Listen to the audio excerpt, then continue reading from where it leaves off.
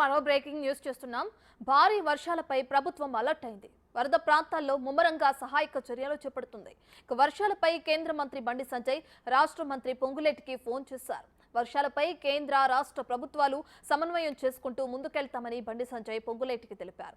వర్షాలపై అవసరమైతే ఆర్మీ సంబంధించిన హెలికాప్టర్లు పంపడానికి సిద్ధంగా ఉన్నట్లు బండి సంజయ్ తెలిపారు. బండి సంజయ్ ఫోన్ చేసినందుకు రాష్ట్ర మంత్రి పొంగులేటి ధన్యవాదాలు తెలిపారు.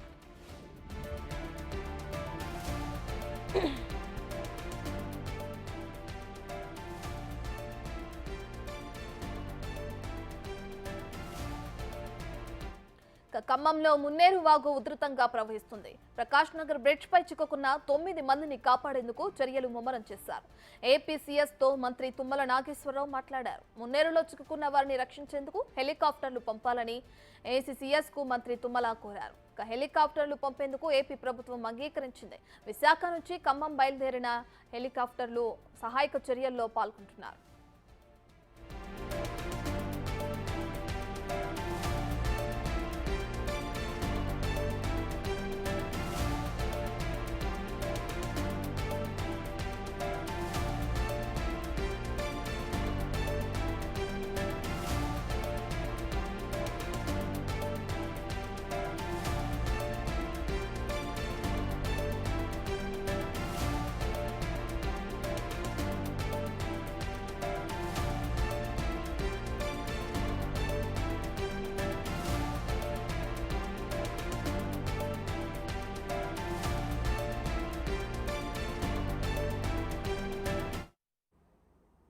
ఇదే విషయానికి సంబంధించి పూర్తి డీటెయిల్స్ మా ప్రతినిధి హరికృష్ణ లైవ్ లో అందిస్తారు. రైట్ హరికృష్ణ, ఇక కురుస్తున్న భారీ వర్షాలకి సంబంధించి అటు కేంద్ర రాష్ట్ర ప్రభుత్వాలు సమన్వయంతో పనిచేయాలని చెప్పి కూడా బండి సంజయ్ పొంగులేటికి ఫోన్ చేసి మాట్లాడడం మనం చూస్తున్నాం. దానికి సంబంధించిన డీటెయిల్స్ ఏంటి? ఇరువురు ఫోన్ సంభాషణలో ఎటువంటి నిర్ణయాలు తీసుకున్నట్లు తెలుస్తుంది హరికృష్ణ?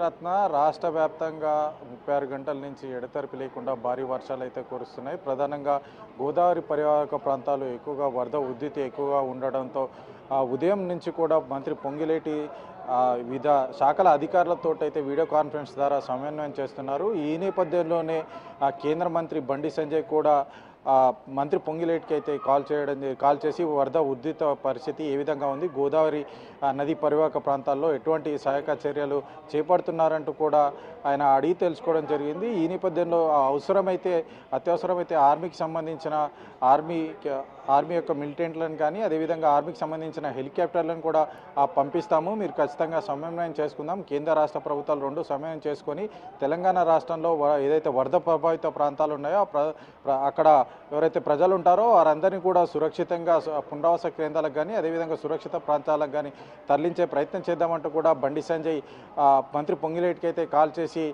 వరద ఉధృతి ఏ విధంగా ఉందని కూడా తెలుసుకోవడం జరిగింది.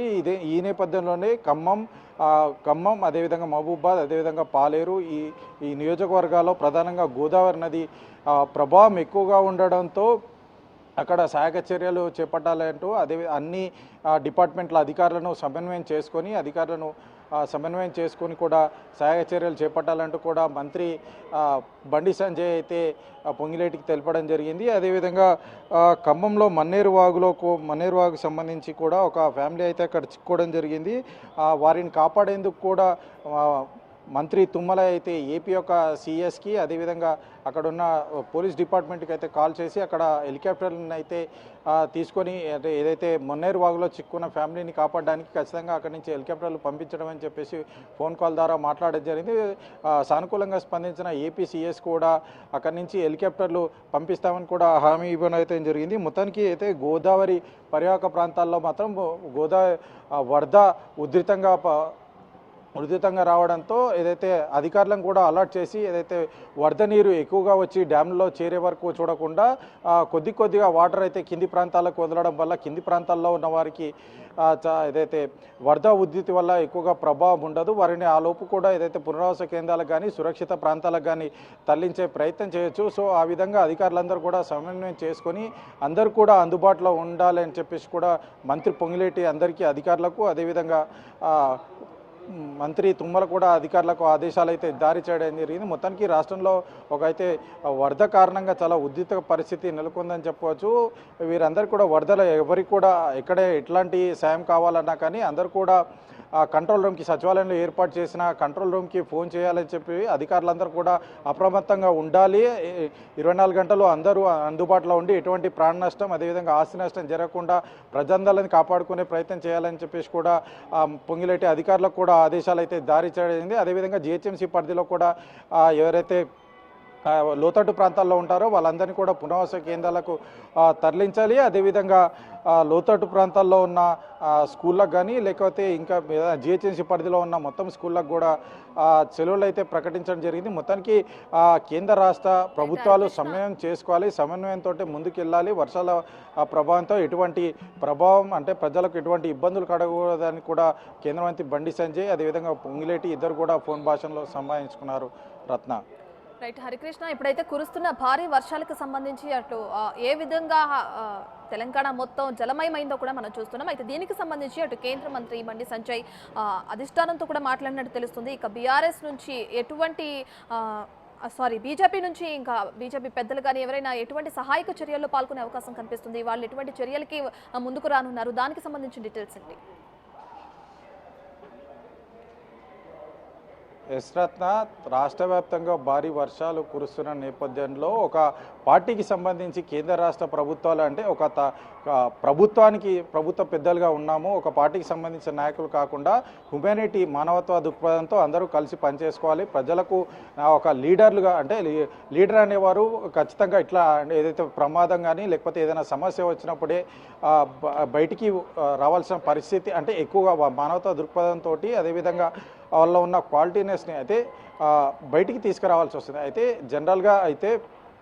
జనరల్గా ఉన్న సమయంలో బీజేపీ పార్టీకి వివిధ పార్టీలకు సంబంధించిన లీడర్లు నాయకులు ఉంటారు కాబట్టి విభేదాలు ఏవి ఉన్నా సరే ప్రమాదం ఏదైనా జరిగినప్పుడు సమస్య ఎదురైనప్పుడు ప్రజలకు కష్టకాల్లో ఉన్నప్పుడు ఖచ్చితంగా వాళ్ళందరూ కూడా కలిసి పనిచేయాలి. కేంద్ర రాష్ట్ర ప్రభుత్వాలు రెండు కూడా కలిసి పనిచేయాలి. పనిచేసే నేపథ్యంలోనే ప్రజలందరికీ కూడా ప్రమాదంలో ఉన్న వారికి అందరినీ కూడా కాపాడి పునరావాస కేంద్రాలు అదేవిధంగా ఎవరైతే చాలామంది కూడా ఇళ్లను కోల్పోయిన పరిస్థితి ఇళ్లను ఫుడ్ లేక చాలామంది ఉన్న పరిస్థితి ఉంది కాబట్టి ఖచ్చితంగా వాళ్ళందరికీ కూడా ఫుడ్ అందించాలి. అదేవిధంగా ఏదైతే అవసరమైతే హెలికాప్టర్లు లేదా ఇతరత్ర సంబంధించిన వాహనాలు కూడా వాడుకొని అందుబాటులో ఉన్న వాహనాలన్నీ కూడా వాడుకొని వాళ్ళందరికీ కూడా పునరావాస కేంద్రాలకు తరలించే ప్రయత్నం చేయాలంటూ కూడా అధికారులకు అదేవిధంగా కేంద్ర మంత్రి బండి సంజయ్ అదేవిధంగా పొంగిలేటి ఇద్దరు కూడా అటు కాంగ్రెస్ నాయకులకు సంబంధించి ప్రతి ఒక్కరు కూడా ఒక కార్యకర్తలు ఏదైతే ప్రభుత్వం అధికారంలోకి కాంగ్రెస్ ప్రభుత్వం ఉంది కాబట్టి కాంగ్రెస్